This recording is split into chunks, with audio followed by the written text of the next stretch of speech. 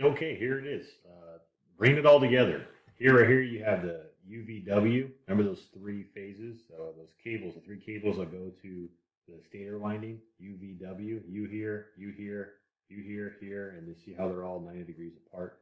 UVW, right here. So this represents the stator winding.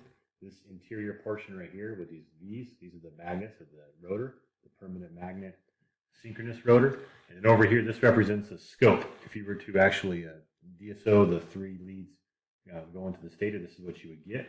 Down here is a schematic representation of what we talked about earlier.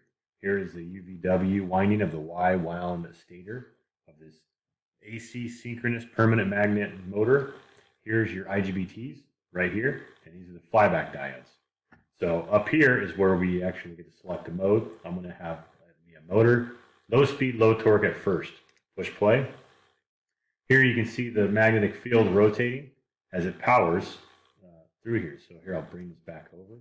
Take a look at the transistors. It's going to power these transistors in a way that's going to rotate this magnetic field around the stator.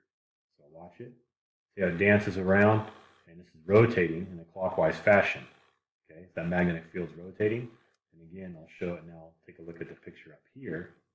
You can see that magnetic field as it rotates around up here, which drives this permanent magnet rotor around.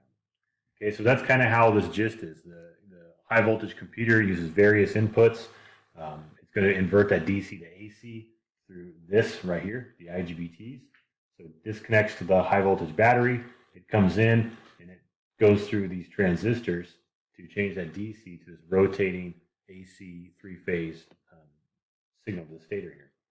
All right, so now if I want to change it to high speed, I change my frequency, and torque, just change my amplitude. So here you have a high speed, high torque motor. Again, you can see it rotating that magnetic field here.